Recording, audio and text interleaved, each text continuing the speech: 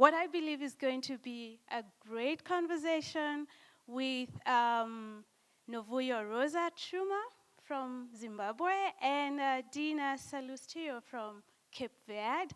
And we're going to talk about women in African histories.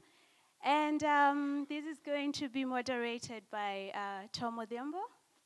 So please, take it away. Thank you very much. Can I just actually repeat what she said? If you move nearer, because my suspicion is that the speakers have had a long day, so they might not be able to project their voices very far. It will be much more productive. You can closely see them. I always like the idea of seeing the visitors at a close quarter so that when I meet them next, I don't have to say, did I ever see you? Because the image is imprinted here. And the way we're going to do this is that my idea is that to really have, in as much as we want Novuyo and Dina to have a conversation, I really also want them to have a conversation with you. And the reason I want them to have a lot more of a conversation with you, because we don't know when we'll meet them again. We don't know when they're organizing another Macondo festival to invite these people. And as usual, I'm just going to pose a question to the two of them, and then they can respond and take it on from there for the next 20 to 30 minutes. And then we have a kind of dialogue from that end to this end. And the conversation I'm going to pose, and I hope this is also for the rest of us, is to say this. When I was growing up, when I was young, in the 70s, in the early 80s, the people who ever first told me stories were my two grandmothers, paternal and maternal. And the reason, partly the reason is I am the eldest child in the home, and culturally, my grandmothers are my wives. So they would tell me stories like, as a husband, this is the way you're supposed to behave, this is what you're supposed to do. And what I learned from that was that it's mothers, really. It's women who are at home with children, who spend a lot more of time with children, who shape the way those children tell stories outside the home.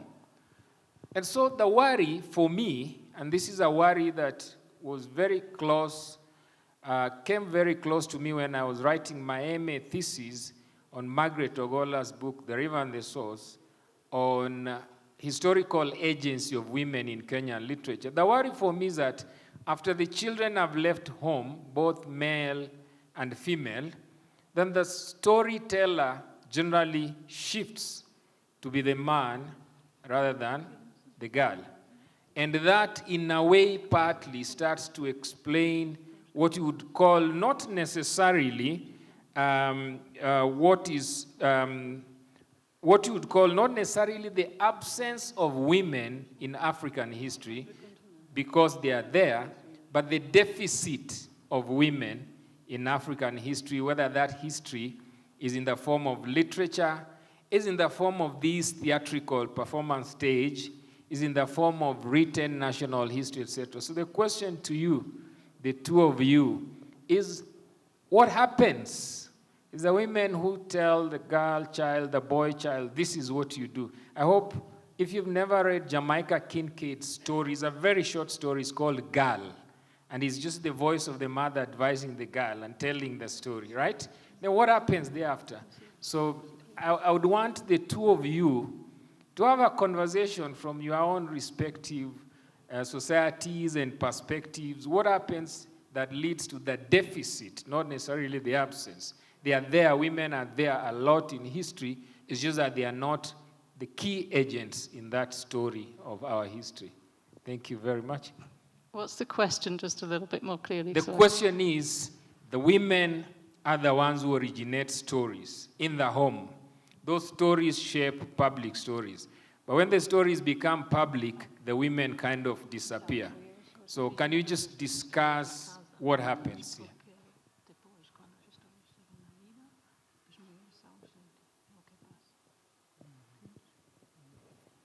So we can start with you, Dina, please. Boa tarde.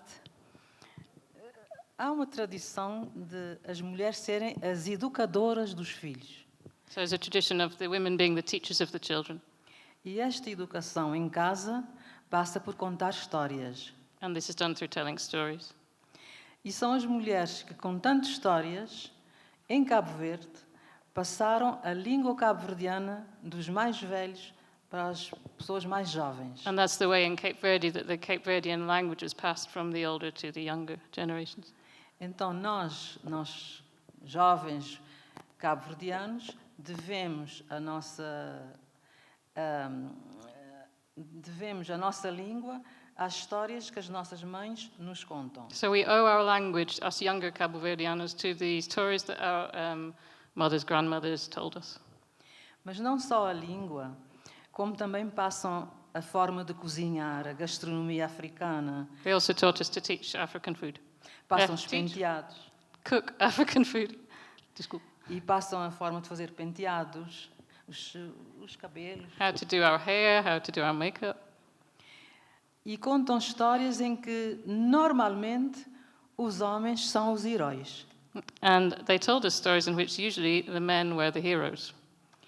Mas quando contam essas histórias, e agora vendo à distância, se os homens eram os heróis, as mulheres eram as construtoras. But now looking back from a distance at those stories, if the men were the heroes, the women were the creators of the stories.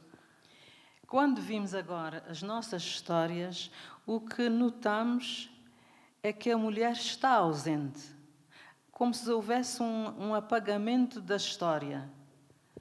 Deixa-me ver como é que eu hei de explicar. So she says, when you look at the stories now, you do see that the woman is absent, as if she's been removed from the story. She's trying to think how to explain this. Por exemplo, quando se conta sobre a luta armada, nós sabemos que houve mulheres, mas os heróis da luta armada, que não foi feita em Cabo Verde, mas na Guiné-Bissau, os heróis são os homens. A história é contada pelos homens, com os homens como personagens principais. So in the armed struggles, which didn't take place in Cape Verde but in Guinea-Bissau, we know that there were women involved, but the stories talk about the men as the heroes. Então a gente não encontra o nome de mulheres na nossa história, apenas referências como elas estavam atentas, como elas eram mobilizadoras, como elas eram as pessoas que tomavam conta da roupa, das fardas, da cozinha, das crianças, mas nunca com um papel, digamos assim, preponderante da luta. So the women are never mentioned by name in the story. They are referred to as the people who were waiting, the people who were helping, providing food, providing clothes, looking after the children, but they're not protagonists in the story. E há dias, antes de eu vir para o Quênia, eu encontrei a mulher de um desses heróis que me disse: não, nós não temos nenhum livro publicado. Quer dizer, os livros que já foram publicados agora são sobre os heróis, 3 ou 4, os heróis mais heróis, mas não há nenhum nome de mulher. Há, sim, um livro feito por uma enfermeira. So there was one book written by a nurse. This is the only woman who she thinks there is in the stories. Há apenas um livro, pequeno livrinho, escrito por uma enfermeira. Very small book.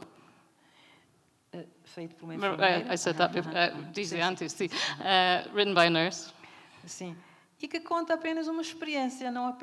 Ela mesma, como autora, não valoriza o seu papel na luta armada, e que foi grande. And even she recounts her experiences, but even she doesn't value her own role in the fighting, in the struggle, which was a big role. Então, o que nós estamos a ver é que a mulher interiorizou que o seu papel era um papel de ou professora, ou enfermeira, ou tomar conta das crianças. So she had interiorized herself the idea that her role was a subsidiary role, the teacher, the nurse, not as important. Mesmo a história colonial, nós tivemos 500 anos de colonialismo. So we had 50 years of colonial rule. Desde 1975 é que somos independentes. So we're independent since 1976, Há 45 anos. 46 years. E nesses 45 45 anos, years. e até há 45 anos, nenhuma mulher escreveu, nenhuma mulher publicou. And in that time, not one woman has written, not one woman has been published. Portanto, foi a história que não traz nomes de mulheres, a So- história colonial, desculpa. So yeah. A história colonial que não traz nomes de mulheres e a literatura, ela mesma, que não traz nome de mulher, até a independência. So history had no female names in it, and also literature had no female names in it at all until independence. Então, se alguém vindo de outro planeta chega a Cabo Verde e vê os livros e diz a mulher não existe. So if someone came from a different planet and landed in Cape Verde, they would say, "Oh, there are no women here."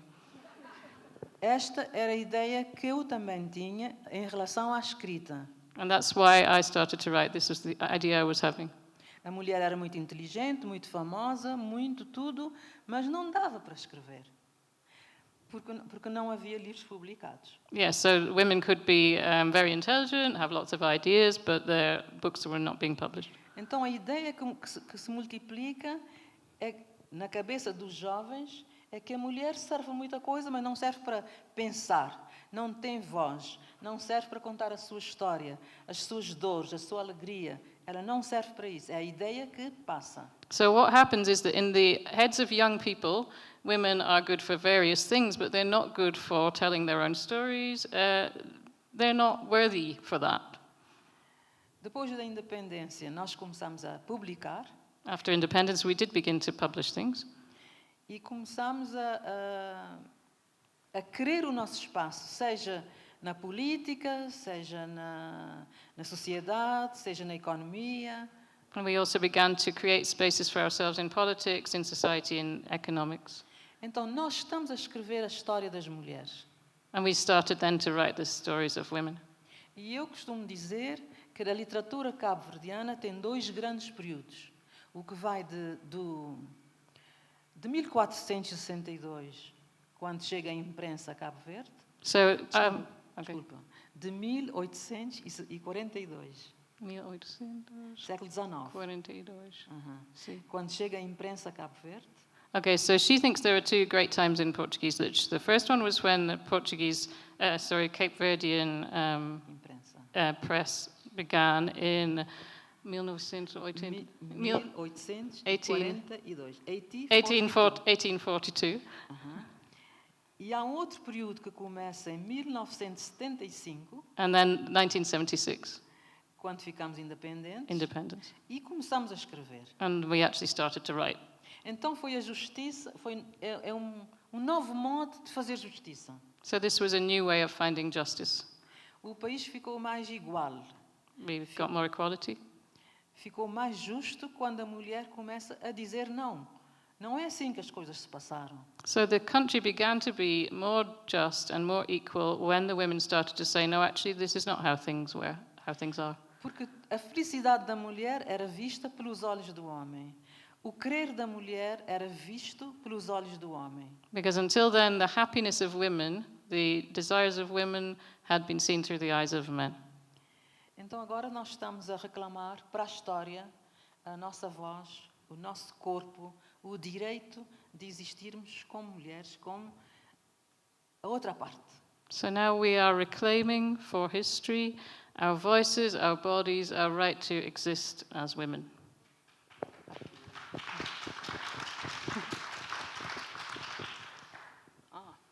So awesome. So building off of that, and so the idea of the women tell the stories and what happens when we got into the world is interesting for me because the idea of patriarchy, right, is not men versus women. It's a system, right? We have women who carry on patriarchy, who produce we have women who produce patriarchy. It's a system. It's beyond just the fact that if you're a woman, you are against patriarchy, or if you're a man, you are for patriarchy.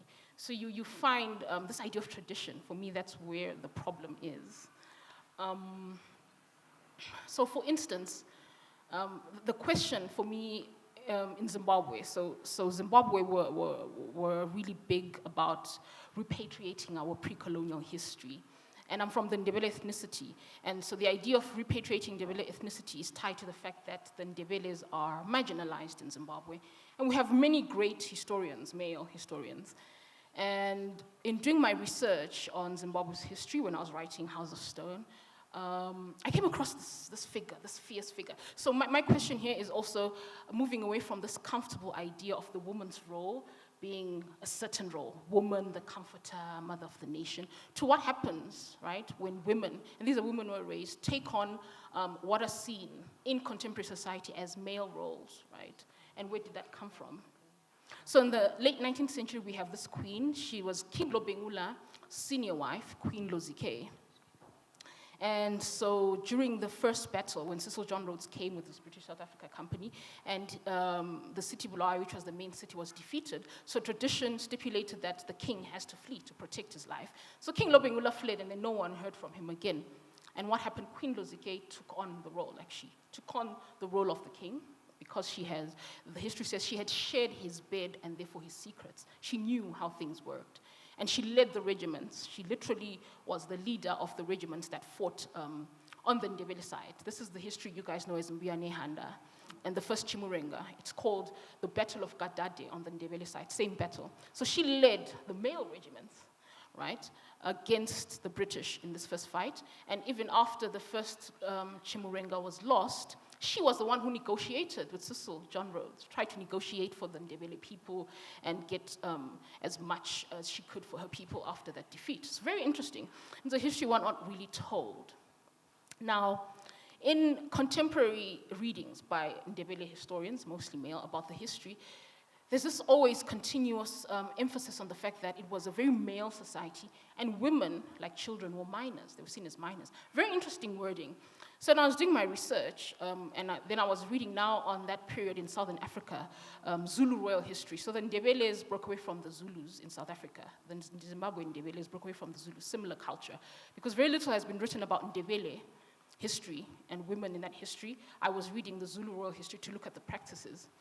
And it's interesting that it says that the idea that women were minors, right, that wording actually came with the British. Because in their society, they did not recognize women in any sort of form of power. And so the thing here was that royal women in particular, in Zulu culture, had impact, right? They impacted political affairs and society in different ways. You have, there's Mkabayi, who was called the king-making aunt in Zulu culture because she led to Shaka Zulu's downfall. She orchestrated Dingane, Shaga's brother, to take the throne. She was playing those chess pieces around. Royal women also led regiments. They had they could have your own personal regiment of male soldiers that you're leading as a royal. So then the British came, but because in British culture at the time, they did not recognize women. They did not speak to women. They actually spoke to men. In British culture, women were actually seen as minors. It changed the social structure.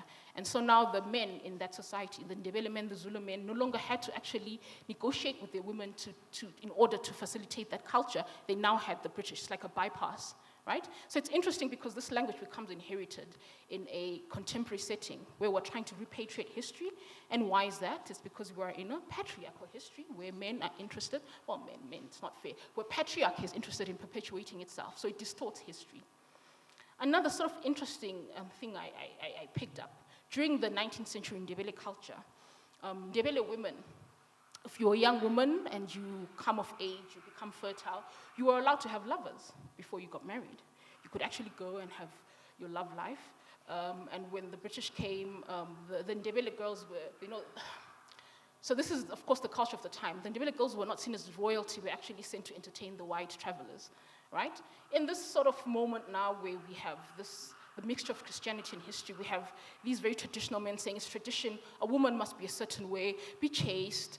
Where did that come from? So for me, the root here, cause of that distortion is not only a distortion of history, but also a lack of a desire to repatriate women in a patriarchal history.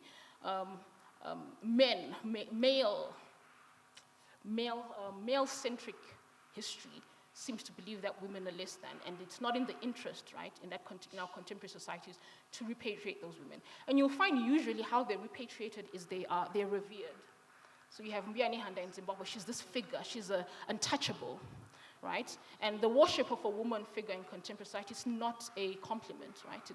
You are not engaging with her seriously, right? You find Mother of the Nations. I don't know if you guys have a Mother of the Nation, where she's expected, whilst the president is taking care of serious matters, she's just going around being the mother, going to visit children in hospitals. That's seen as the role. And so that's a problem in Zimbabwe, because even in our political life, in our public life, those roles that women are not seen to take, women are not present. You'll find delegations representing the country which is all male in 2019.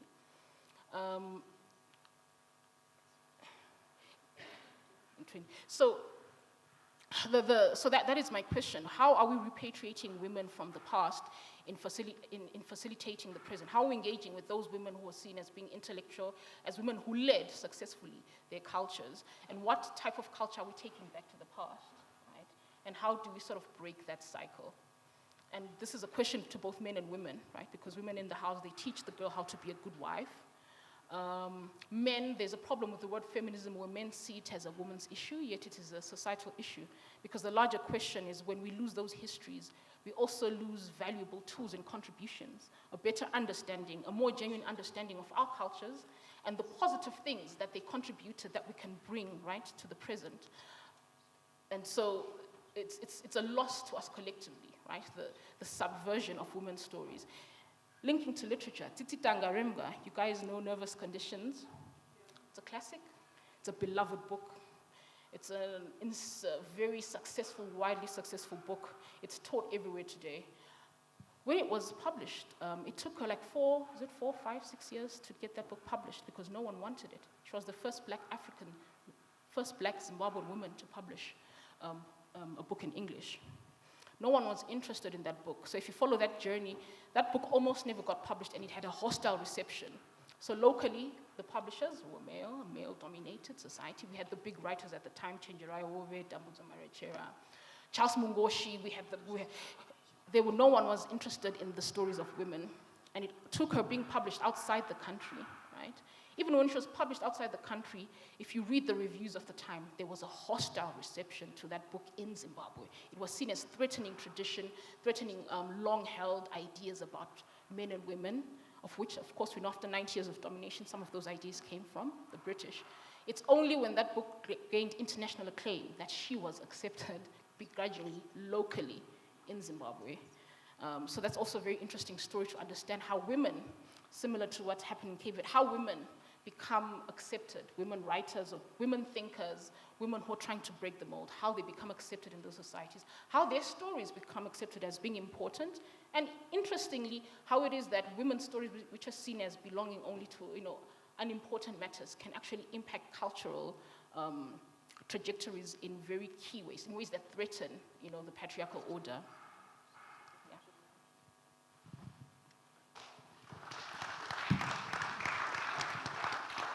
Yeah, I mean, I don't know whether Dina, you have something else to say, to add on to this before we cross over. Just to kind of reflect on what she has said in relation to your own world. Can you speak, or the Dina, this way? Can you speak just about maybe one or two specific women in the history of Cape Verde, as an illustration of the point you are raising?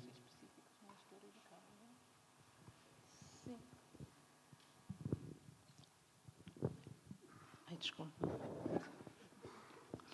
Eu gosto de falar do presente. Gosto de falar do que é que nós estamos agora a fazer. I want to speak about the present, about what we're doing now.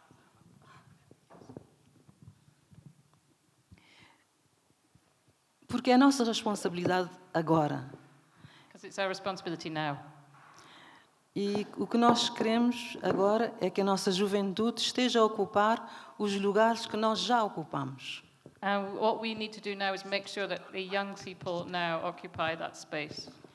E o que nós vimos é que as mulheres estão mais responsáveis, estão alfabetizadas, têm cursos superiores. We need to make sure that women get literate, go to higher education and take on more responsibilities. Estão 50% nas escolas com os rapazes e nos cursos. And we need to have 50-50 balance at schools between men and women. Quer dizer, tudo aquilo que depende do esforço delas, elas estão a fazer. And we want to create a situation where everything that they can do, they are doing.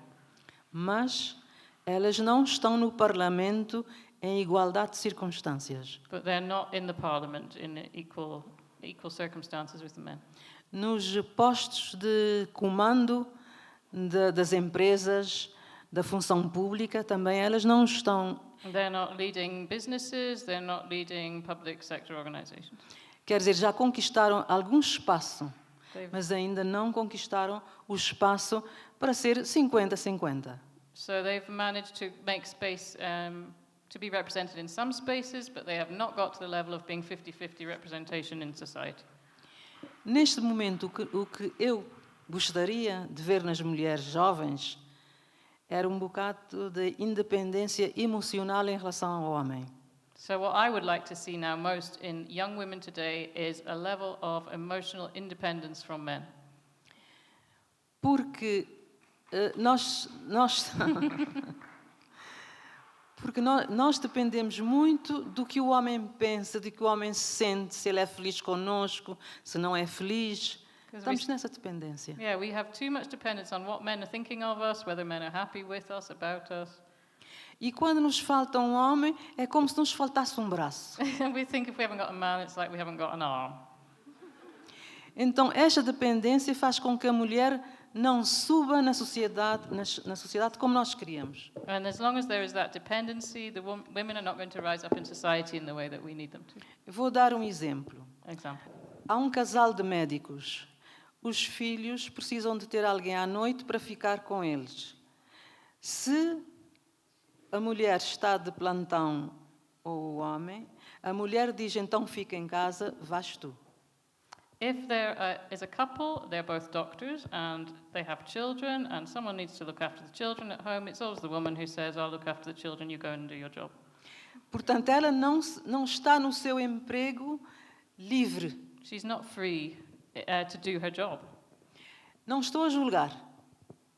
É a opção dela. Mas muitas vezes é essa ligação de agradar o homem, de proteger o homem, como foi durante a infância, é que a faz tornar também um bocado dependente. So it's she's been brought up ever since childhood to look after men, and then this learning that men should be looked after turns into a dependency on men.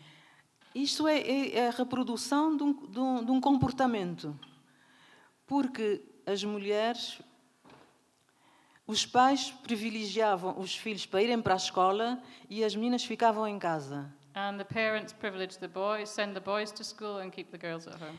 E agora está a reproduzir este comportamento em relação ao trabalho. A mulher fica em casa, o homem vai trabalhar. So the idea that what women do is stay at home and men go out to work begins in childhood and it just gets reinforced. Felizmente as coisas estão a mudar muito lentamente, mas estão a mudar. Happily, things are changing very slowly, but they are changing. Mas, de facto, o que eu disse no princípio é aquilo que nós estamos agora a defender, que as mulheres que agora já têm independência económica se tornem independentes emocionais. So we now do begin to have economic independence. We need to turn that into emotional independence. Obrigada. Thank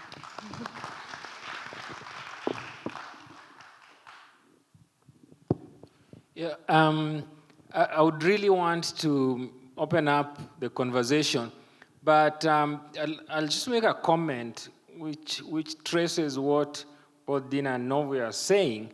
The significance of history and the significance of research if you got to retell the women's stories.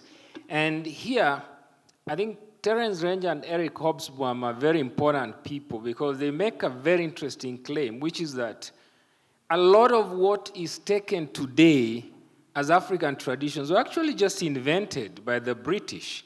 And they reframed things, and because it worked in the interest of men, African men, then it was quite easy to adopt them, and they become theirs. And I didn't come across this until I was writing my MA degree, and I wanted to find out what was the idea of agency for women among the Luo. And the letter Tieno Diambo and David Cohen have a small book. It's called Siaya, The Anthropology of a Place.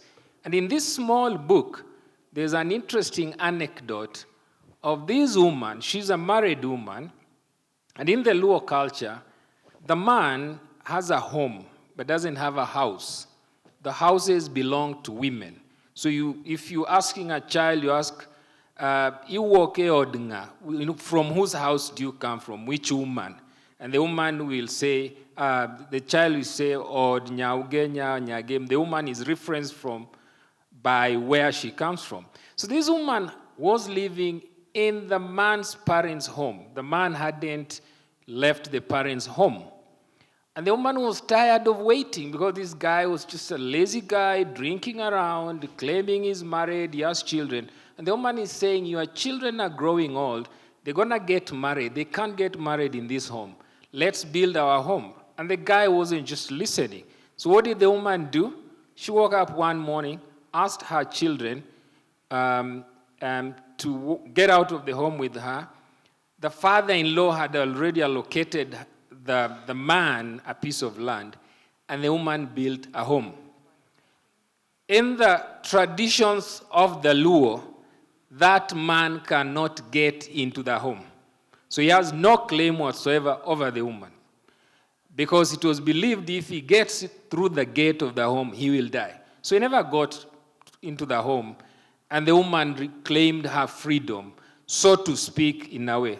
The moral of this story is very simple, which is that often, I think the fight to reclaim stories, agency, are too violent when they could actually, there is always possibilities within the society to negotiate them. So following these two conversations, which I think these are two great stories from two great places, Dina, just for your information, is that it's not like Kenyans really think a lot about Cape Verde or Mayotte Island or even Mauritius, etc. So it's just fascinating that you are here and you are talking about this. Zimbabwe is very close to us. It's very close to Kenyans, and it's got nothing to do with Robert Mugabe.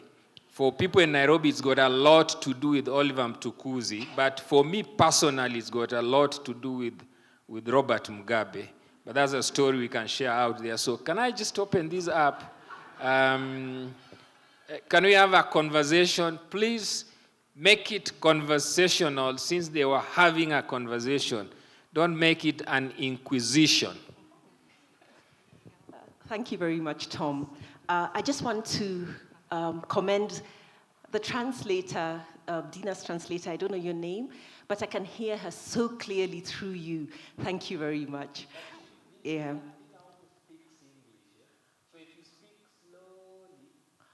Okay. Oh, okay. Wonderful. Okay, wonderful. But I just wanted to say thank you. Now, my question, and sorry, I normally speak very fast, so I will speak slowly, goes to Novuyo. And you mentioned Tsitsi Dageremka as being the first woman Zimbabwean writer published in English. And for me, I think from some reading that you have a long tradition of women publishing in Shona and in Ndebele in Zimbabwe. Now, the question I wanted to ask is that when the women write in Shona and Ndebele, how do they write the women? Do they write them in this, do they challenge in any way, these structures of patriarchy? Do they write strong, powerful women? Or even in the traditional or indigenous languages, are they already writing women who have been subject to the patriarchy? Does the language make any difference? That's a question. Thank you. Should we take one more? Three questions, though? Okay. Did you want to ask something? Okay. There's a question there. Let me have this. After reading Chimamanda's "We Should All Be Feminists," I became converted instantly to defend the idea that women and men should be equal. Historically, we've seen, even in America, women didn't have the right to vote up until maybe late 50s. In our own African society, patriarchal societies, women were at the back. The lady here from Zimbabwe says that even the British societies, women were minorities. So in Kenya today, we've seen acts of parliament or maybe change in constitution to allow women in our houses, in parliament, at the Senate, and in the boardroom, like where I work, most of my leaders, most of my supervisors, most of my managers are women. But the challenge is, let's say socially, are women ready to be equal? Let's say if maybe I'm dating her and you're approaching a car, will she open the door for me? If we go to across the road and have coffee, who is going to pay for that? So I'm asking, are we or are you, as women today, looking forward, having a vision where men and women are equal, even in terms of those small social gestures that we do? Thank you. Let's have that question there, then we are coming that way. And sir, it doesn't look like your date is accepted. Boss, Yeah. you shook her head when you... Thank you very much, Novuyo and Dina, for a very stimulating conversation. This is really a comment. I think that one of the challenges that we face on the continent is a challenge related to sources of knowledge, and especially the sheer absence or a kind of muting of our history, our pre-colonial history. Because if you look at pre-colonial history of Africa, you will see a lot of very, very powerful women, you know, and that really the need for us to start digging out, you know, those histories wherever they are.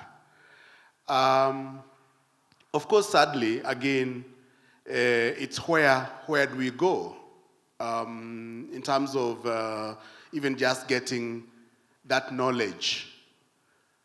Because I personally believe that some of the problems we are grappling with, whether these problems have to do with our social interaction, our relations, as well as, in fact, our political and economic challenges, that it is possible through a deeper understanding of our pre-colonial structures that we could actually find solutions, and this could be quite inspiring and very strong.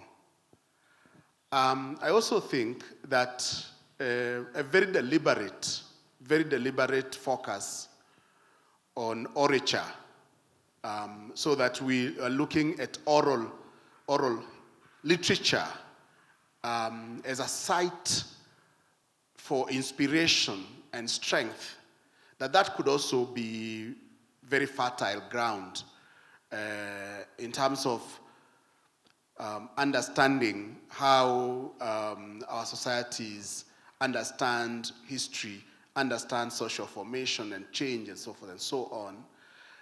Because, as Novuyo so well indicated, there has always been a sense of filtering our history to fit particular frames, especially frames drawn from the Western tradition. I think that our knowledge, our pursuit of knowledge, must of necessity now become more and more political, must be much more engaged, must start questioning the sources and so forth and so on, and to know that and to recognize that history as it's currently taught in our schools there are of course always efforts to depoliticize it, and that we need to bring in a political angle to our histories, and of course at the center of that is the 50% of our population, basically women. So just to underline the prehistoric sources and to underline orature as important sources of knowledge, and to say that I absolutely enjoyed teaching nervous condition. Absolutely enjoyed every moment of it, and I think that we should have more of this. And of course, to increase the number of women writers and voicing, it requires an investment, a very deliberate investment in that type of publishing, because it is the case that we have to ask the question: who owns the publishing houses? Are they interested in multiple voices, or are they interested in the sales and name recognition and so forth and so on? And where could alternative sites of publishing be located? Thank you. So there was really just one question. You respond and then say something. Okay. So you asked a very difficult question there. I can only, of course, speak for the Ndebele ethnicity because I don't speak Shona, so I wouldn't understand Shona novels. And at that, my reading of Ndebele literature is limited, again, because in Zimbabwe, our main mode of instruction is English, and so Ndebele is learned as a separate language rather than as a mode of instruction. So you'll find most people, especially in the urban, everyone can speak. I can speak Ndebele, but very few people can actually read Ndebele. I read a few Ndebele novels in my teens, and when you're speaking, great point about the difference between the first publishing in English and other women. Barbara Makalisa, she's this popular Zimbabwean writer, and she was publishing in the 60s, 70s, 80s. And one particular book that came to mind is called, this is Ndebele, Useti Ebukweni Bakhe. So it's like Useti during her youth, or her youthful debauchery. And it's this young woman who's, she's, goes to the bar, a bawa, and she's very sensual, and there's a lot of promiscuity there. And so for me, that book is a commentary. And then she falls in love with this man whom she's trying to get with, and there's all so much drama. But that small sort of this what you'd call the small. The domestic and sort of personal lives of women. This woman character is very entertaining. Becomes a sort of subversive space, right, for commentary on what women can do, cannot do, especially during that time in Zimbabwean society, even now in contemporary society.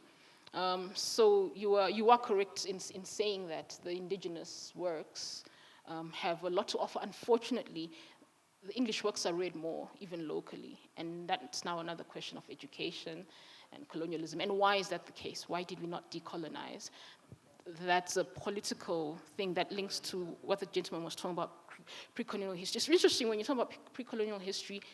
It struck me that the problem with history, even pre-colonial, is it's not innocent, it's not pretty, it's not for us to sit and talk. History is always a weapon. And I was thinking of Zimbabwe, where our pre-colonial history is contested. And it feeds into the present. The Kukuraundi massacres in the 80s. the justifications, even if it's incorrect, but it's a popular opinion in societies, this is revenge to the Ndebeles for what you did to the Shonas in the 19th century. It's so complex because in the 19th century there was nothing like a grouping, one formal grouping called the Shona. They did not call themselves that. That came with the British, who came and they grouped the people. Repatriating such a history, even authentically, feeds into threats about what? Present history. This is why history, even that pre-colonial history, it's such a problem in post-colonial societies, because it's an unraveling not just of colonialism, but the current post-colonialism. And it seems, and you see it even with arguments on gender, right? Gender identity in African societies. And when scholars say, but gender fluidity has been present in pre-colonial societies, you find there's so much pushback against that, right? So it's very interesting. And maybe the interesting question would be, what type of histories? We can't take everything from history. What can we take from our history that we can use in the present? And then, of course, the trick that colonialism played on us is the very real dichotomy of West and the rest, because Western knowledge, so it's like we must all claim Western knowledge. It's ours because it's everyone's, because Western knowledge is made up of histories from everywhere. They went everywhere, they took ideas from everywhere, and the conceit was to actually claim this as, we are the first, this is our knowledge, we created it. They didn't. And so the archive, also the idea of who gets to own the archive and use it, is also problematic. And in repatriating Western history, it's also about questioning it, right? I had an interview where the famous quote by Samuel Beckett was derogatory. It's give me the Tolstoy of the Zulus, which is to say, the black African has not created anything. And of course, the rejoinder to that is Samuel Beckett any closer to Tolstoy than anyone else, right? He's not yours, it belongs to everyone. The world made him, colonialism made him, right? Just as it supposedly made the black African. Okay, I'm straying there, but yeah, women in history. Foram muitas perguntas, eu já esqueci metade. There were lots of questions, I think I've forgotten half of them. Vou começar por este jovem que colocou a questão da... Não, um outro jovem que colocou a questão da literatura, da oralidade das línguas nacionais. So I'm just going to start by talking about oral literature and indigenous languages. Nós em Cabo Verde temos uma língua nacional, uma língua materna, que é uma língua quase oficial. So in Cape Verde we have one mother tongue which is also a semi-official language. A nossa língua oficial é a língua portuguesa. Our official language is Portuguese. Então, nós somos um país muito pequeno. We're a tiny country. Pouca gente, 400.000 habitantes. Very few people. Poucos recursos. Few resources. Então, eu penso, e a minha geração também pensa, que a política que foi decidida a quando da independência, até agora é a melhor. So I think, and my generation thinks, that the politics that was decided at the time of independence is the best. Now. Amílcar Cabral disse que a língua portuguesa era a maior herança que Portugal nos deu. Amílcar Cabral said that the Portuguese language is the best heritage that Portugal could have given us. Então é através desta língua, da língua portuguesa, que a gente contacta com os ingleses, com os portugueses, com os franceses, contacta com o mundo. Because it's through that language that we've been able to contact the rest of the world. Para mim hoje não é a língua portuguesa, é a minha língua. So for me now, I don't think of it as Portuguese, I think of it as my language. Por quê? Porque também quando os portugueses trouxeram gente para as ilhas de Cabo Verde, eu fiz essa gente minha gente. So when the Portuguese took people to Cape Verde, these people became my people. Então tudo que é bom que o colonialismo deixou, nós aproveitamos. So everything good that colonialism brought, we've taken advantage of. Esta era a primeira questão. A segunda questão é que a nossa língua não tem alfabeto. So the other thing is that our language doesn't have an alphabet. Só há poucos anos é que se construiu um alfabeto para permitir escrever. So we're talking about Creole now, not Portuguese. So it's only a few years ago that a written language was deliberately created so that it could be written down. São homens que têm escrito nesta língua. And it was men who created this language.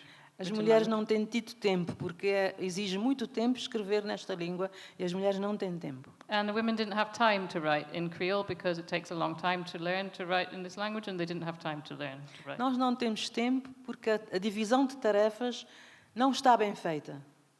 We didn't have time because the division of labour was not well worked out. Nós tomamos conta da casa, tomamos conta da família, vamos ao hospital e trabalhamos fora. We looked after the house, we looked after the family, we went to the hospital, and we also went out to work. Há pouco tempo para a escrita. Not much time for writing. Geralmente os homens em Cabo Verde dizem: eu gosto de escrever num lugar isolado, com muito silêncio. Men in Cape Verde like to say, I like to write in a quiet place, I like to be left alone in peace. Nós escrevemos entre lavar a louça e outro lavar a louça. And we write in between doing one load of washing and doing the next load of washing. Eu já respondi a isto, agora outra questão já me esqueci. Deixa-me ver o que é a outra You questão. can't remember what the other question was. Sorry, we had too much at once. Eu comecei por dizer que eu apoiava a política do início da nossa independência, que é responsabilizarmos por tudo que está a acontecer. Porque no nosso país, nos primeiros anos da independência, tudo o que acontecia errado, uma pessoa partia um copo ou um bebê chorava, a culpa era do colonialismo. So we have to try to stop blaming everything that happens on colonialism since independence, because if a baby started crying or a cup broke, we would say that's because of colonialism. Até que o governo disse, não, já chega. Until the government said that's enough of that now. Vocês agora têm que ser Now responsáveis we have to take responsibility for pelo copo que partem. our own cup that breaks. Então estamos a ir devagarinho. So devagarinho, slowly we are devagarinho. doing that. Evidentemente que nós não temos riquezas. We don't have wealth. Se tivéssemos riquezas, talvez fosse outra coisa. It would be different if we had more wealth. Eu acho que fico por aqui, não é? Tá bom? I think It's enough. Yes.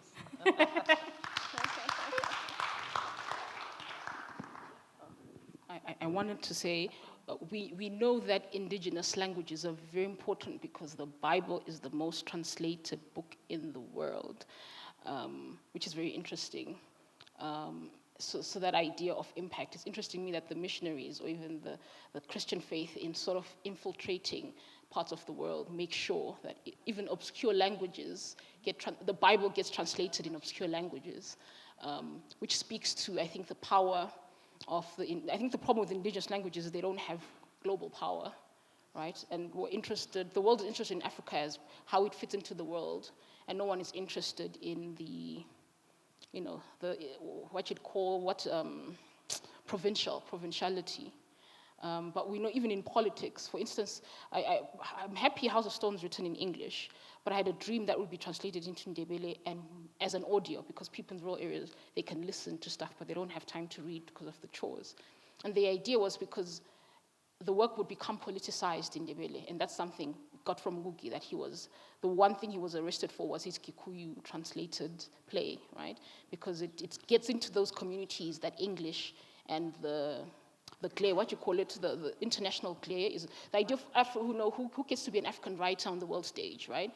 There's art that's not seen in the world that has power locally, right? That can penetrate those societies.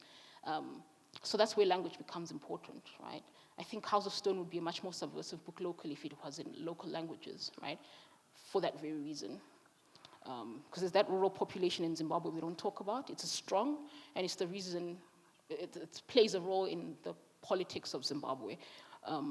When I don't like Mugabe, but when they're shocked, why is Mugabe liked? There's a lot going on in those societies that we don't see, care to see, or cannot understand because we don't understand the epistemologies, right? Maybe, we've just run out of time, so we are borrowing. We're borrowing 5 minutes, right? To wrap it up, we just came from a session on violence, and I thought that the program organizers are very violent with time. But we can ask them next year to make sure this kind of conversations go on for 6 hours.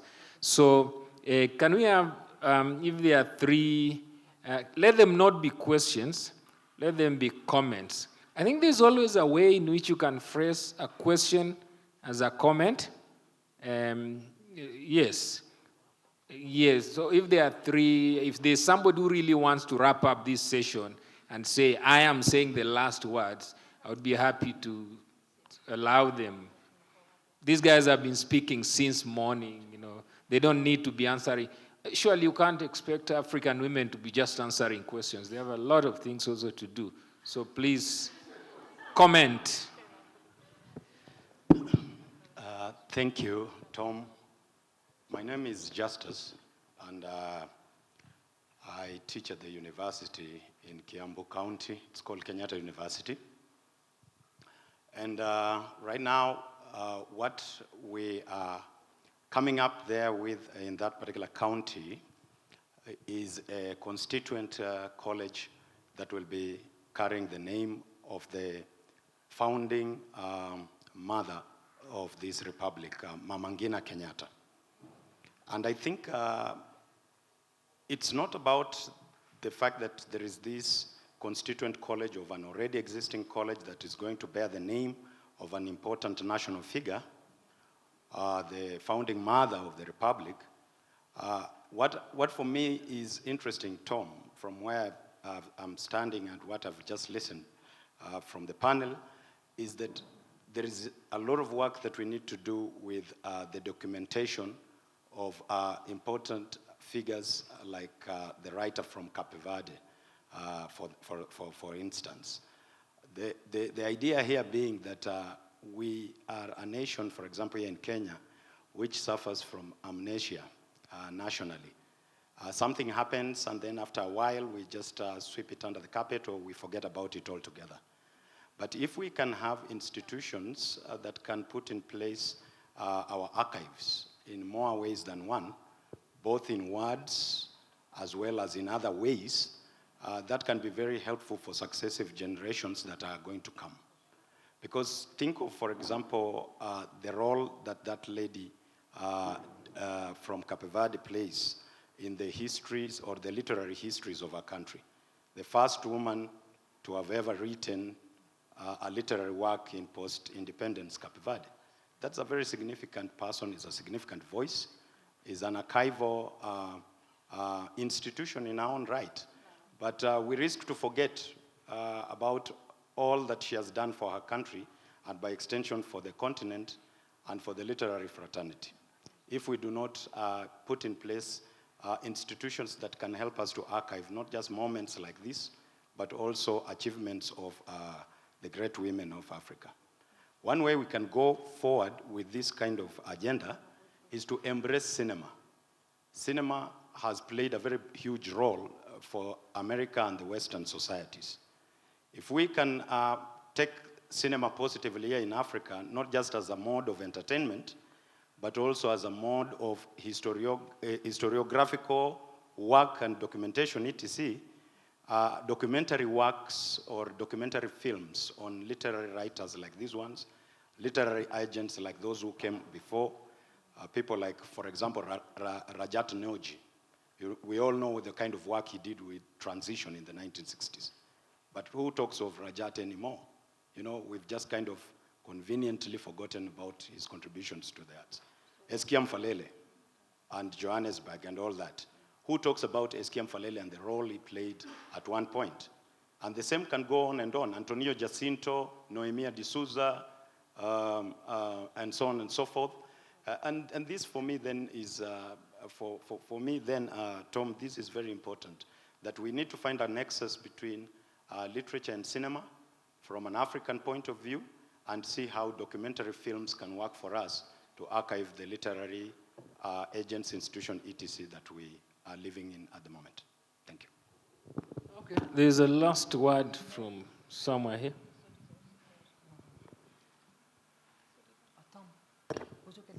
Just a second so that she responds. Yes. Posso já? May I? Eu queria responder ao jovem que há bocado perguntou sobre se nós queríamos ser iguais aos homens. Yes, she wanted to come back to the question about the men and women opening doors and what kind of equality that we want. Não. She doesn't want... Nós queremos ter as mesmas oportunidades, os mesmos direitos e mais imaginação para fazer um mundo melhor. She wants more... Yeah, you all understood that. You all understood that. Vou dizer mais uma vez, porque foi muito bonito. It was nice. She's just going to say it again. Nós não queremos ser iguais aos homens. Nós queremos as mesmas oportunidades, queremos os mesmos direitos, mas mais imaginação para fazer um mundo melhor. The same opportunities, the same rights, and more imagination to make a better world. Yes. Thank you. My name is Janet. I thank you, Novuyo, for your insights on sort of how colonization changed the things that we took from colonization and turned into what we call today patriarchy. So I've learned a lot from that today. I just wanted to make a comment. Some years ago, when the Liberian president, the outgoing Liberian president, Johnson Sirleaf, came to office, she was very surprised by all the exclamations of surprise that she'd been elected president, one of Africa's few women presidents, because in her knowledge, the women of antiquity had led African nations, and so she couldn't understand all this all this noise about her being the first. She's not the first. My point is, there's a lot that has gotten lost over time about the place of women of antiquity in the leadership of their societies, in society in general. And I don't know, having not read your book, I'm sorry, I have bought it to read it. What do you think is a good way to bring that knowledge about women of antiquity to today's people, so that we can know that history and not also be so surprised when women lead their countries? Hello. Thank you for that. Just to warn you, my novel is narrated by a man.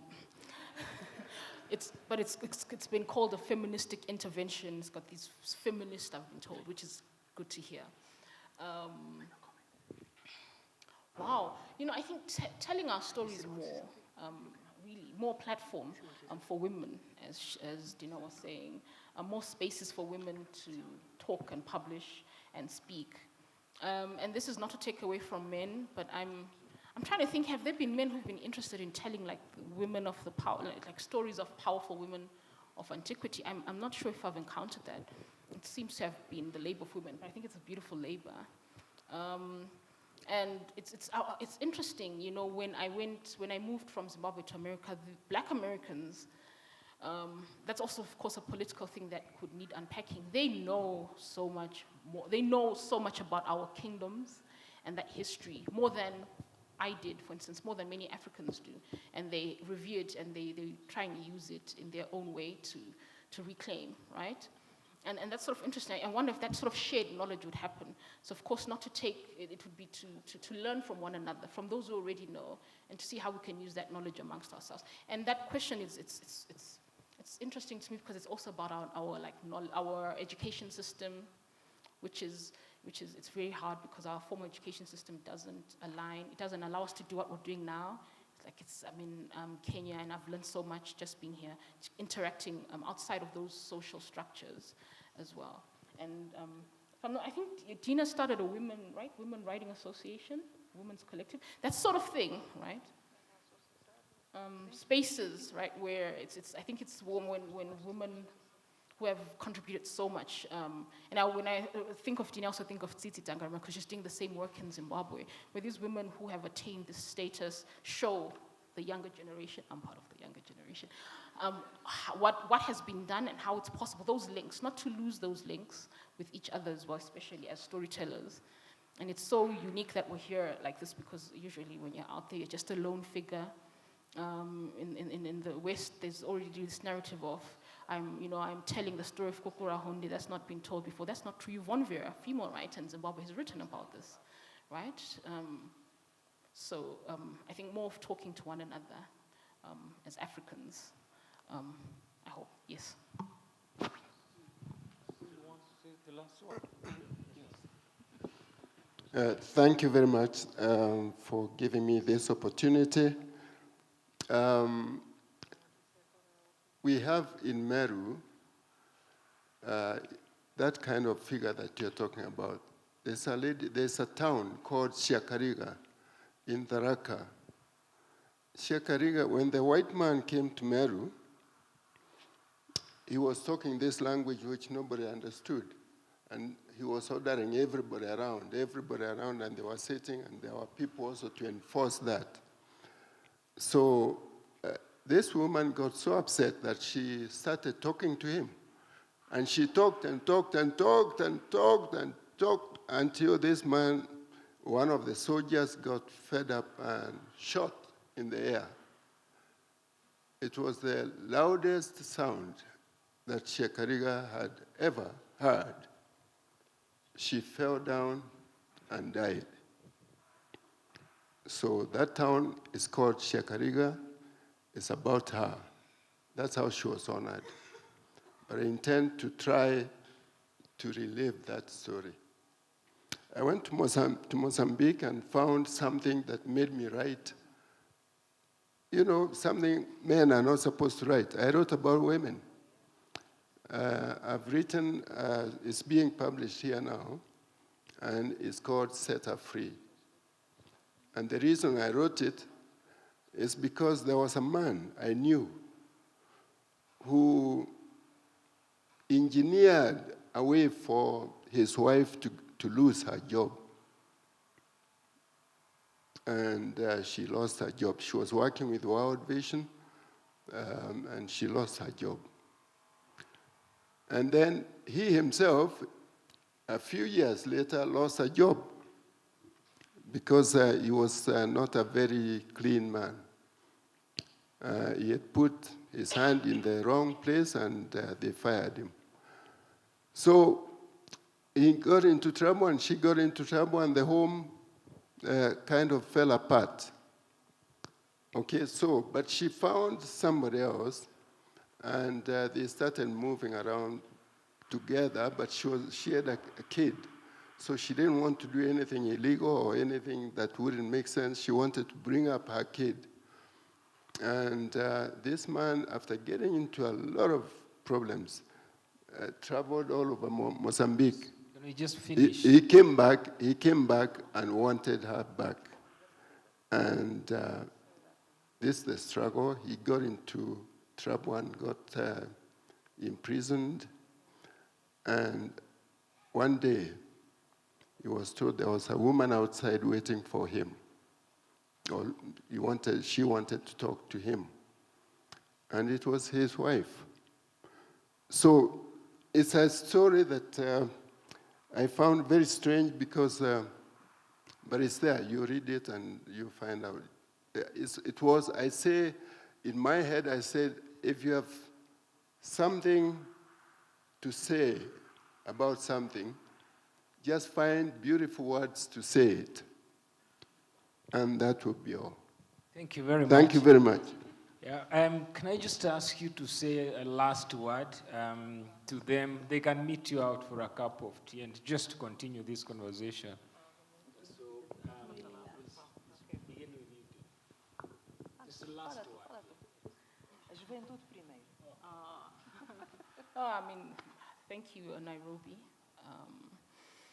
And I think I associate Nairobi and Kenya actually just from even my interactions online and being here with strong women, very outspoken, fierce, and transgressive women, which I love so much. And that's been an inspiration to me being here. And I think you should, maybe some of you just go to Zimbabwe and, spread that spirit there. That's much appreciated.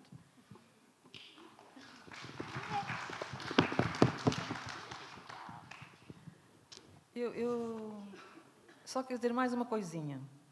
I just want to say a little thing. Para aqueles jovens aí. Neste momento em Cabo Verde, a nossa preocupação é incentivar os rapazes a estudarem, porque as mulheres estão mais à frente do que eles. So one thing that we're trying to do in Cape Verde at the moment is to incentivize young men to study, because at the moment the young women are ahead. Porque nós queremos uma sociedade justa. to create an equal society. Obrigada a todos pela presença. Boa tarde. Thank you.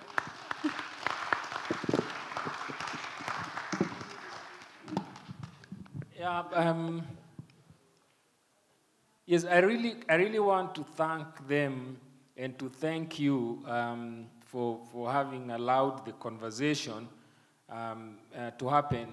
I just want to say the last word in this way, that the abiding thread in these conversations since yesterday, I couldn't come here because I was in a set of another conversations at Sarit Center. I think the abiding thread, which is important and which is always a challenge, is that the idea of translating our histories, our stories today. I was in another session and I was saying, is the story writers who are historians, but the idea of translating these histories.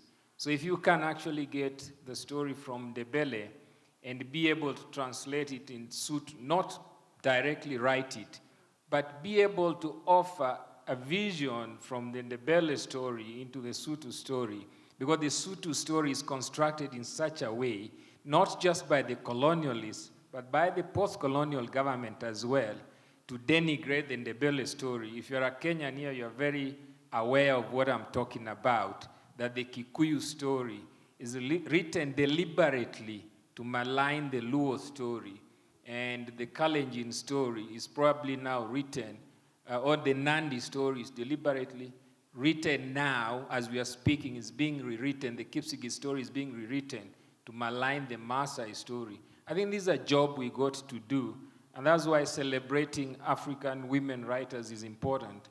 As somebody who, in the earliest years of my postgraduate studies, I was absolutely interested in African women writing. And that's why I love Ifya Madume's one book, and I bother to quote it to everybody who listens to me. It's called Male Daughters, Female Husbands. It's one of the most powerful metaphors you will get to know. And this is something that goes on in your society. If you are as successful as these two women, you acquire a male identity, not because you have been made male, but you are being honored as somebody who is probably much more visionary than the men.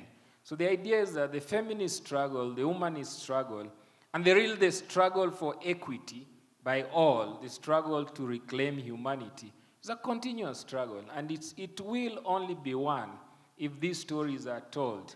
But if we keep on hoping that the media will tell these stories, the media will never tell the stories. It's an interested party. The government has got no interest in any woman in Africa taking over from the men. And the school system is the worst. So the storytelling has to continue, and it has to leave this room to get to the tea place and to be on the buses. And so I really thank you, Dina, and then thank you, Novuyo, for coming here. And I hope that we will invite you again for another session.